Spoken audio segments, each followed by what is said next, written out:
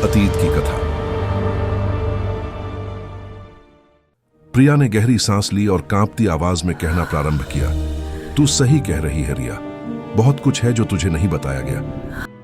आज से ठीक 6 वर्ष पूर्व। ऐसा मत सोचो जी, एक नौकरी चली गई है तो क्या हुआ, कोई ना कोई मार्ग निकल ही आएगा। चिंता ना करूं तो और क्या करूं प्रिया, तुम जानती हो यह नौकरी कितनी कठिनाई से प्राप्त हुई थी। आजकल अशिक्षित लोगों को कार्य मिलना अत्यंत कठिन है, और रिया के उपचार के लिए जो आरण लिया था वह भी तो चुकाना है। यदि समय पर धनराशि नहीं लौट आई तो वे लोग कुछ भी कर सकते हैं। कोई तो होगा, कोई मित्र जिससे आप वार्तालाप कर सकते हैं। धनराशि के लिए कोई किसी का मित्र नहीं होता प्रिया। विक्रम परेशान होकर अंदर चले गए और शैया पर लेट गए। रात्रि के लगभग 11 बजे उनका दूरभाष बजा। स्क्रीन पर नाम था देवेश, एक पुराना मित्र जिससे वर्षों से वार्तालाप नहीं हुआ था। इतनी रात्रि बीत चुकी है, मुझे क्यों संपर्क कर रहा है? हेलो, कैसे हो देवेश? हाँ, सब ठीक है, लेकिन सुना है तू कठिनाई में है। धनराशि तो नहीं है मेरे पास, लेकिन एक उपाय है जिससे तेरी यह विपत्ति क्षण भर में समाप्त हो सकती है। क्या? ऐसा कौन सा उपाय है? तू कल प्रातः मेरे निवास आ जा, मैं तुझे सब बताता हूं। समस्त रात्रि विक्रम यही विचार करते रहे कि ऐसा कौन सा उपाय है जिससे उनकी समस्त विपत्तियां एक क्षण में हल हो जाएंगी। अशुभ सौदा। अगली प्रातः विक्रम देवेश के निवास पहुंचे। आजा विक्रम, बैठ, मैं तेरा ही प्रतीक्षा कर रहा था। अच्छा, अब तो बता तू कैसे मेरी सहायता कर सकता है?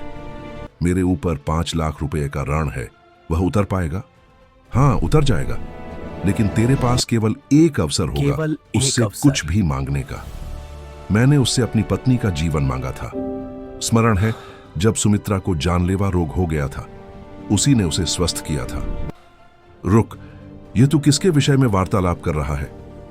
देख भाई, कुछ वस्तुएं ऐसी होती हैं जो ईश्वर भी नहीं दे सकता, लेकिन इस संसार में कुछ शक्तियां ऐसी हैं जो असंभव को संभव बना सकती हैं। पिछले वर्ष मैं एक तांत्रिक के पास गया था। वहां मैंने एक सौदा किया था। वह कोई मानव नहीं था, न कोई तांत्रिक। मैंने एक राक्षस से सौदा किया था विक्रम। राक्षस? देवेश, तू परिहास तो नहीं कर रहा? नहीं, यह कोई परिहास नहीं है। मेरे पास अभी भी वह है। तू उसे ले जा और अपनी एक इच्छा पूर्ण कर ले। देवेश विक्रम को अपने निवास के आंतरिक कक्ष में ले गया, जहां गहरा अंधकार व्याप्त था। उसने अपने दूरभाष की प्रकाश जलाई और एक प्राचीन संदूक खोली जिस पर धूली जमी हुई थी। उस संदूक के भीतर काले वस्त्र से ढका एक कलश था। आज से मैं इसे तुम्हें सौंप रहा हूं। क्या तुम अपने मन से इसे स्वीकार करते हो? हां, मैं अपने मन से इसे स्वीकार करता हूं। विक्रम ने वह कलश लिया और उसे अपने झोले में रखकर वहां से निकल गए। लेकिन जैसे ही वह देवेश के निवास से निकले, देवेश के मुखमंडल पर एक दुष्ट हास्य छा गया। मैंने तुम्हें बचा लिया सुमित्रा। अब विक्रम ने उसे स्वीकार कर लिया है। देवेश उस कक्ष के अंदर बने एक और कक्ष में गया, जहां उसकी पत्नी सुमित्रा का निर्जीव शरीर रखा था।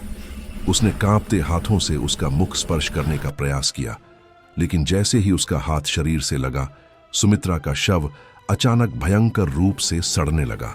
यह देखकर देवेश के होश उड़ गए। तभी कक्ष में एक भयानक गूंजती हुई हास्य सुनाई दी। देवेश ने कांपते हुए पीछे मुड़कर देखा तो वहां एक विशाल विकराल राक्षस खड़ा था। तुझे क्या लगा तू अपनी विपत्ति किसी और पर डालेगा तो मैं उसे छोड़ दूंगा? तूने मिथ्या बोला उससे। मुझे तो तेरी पत्नी लेकर आई थी, अब वह मारी गई, लेकिन तुमने तो कहा था। तुमने उससे असत्य बोला। यदि वह सत्य जानता और तब मुझे स्वीकार करता, तब मैं तुम्हारी पत्नी को छोड़ देता। मेरा प्रथम शिकार मारा गया, पर अब मुझे अपने द्वितीय शिकार के पास जाना है।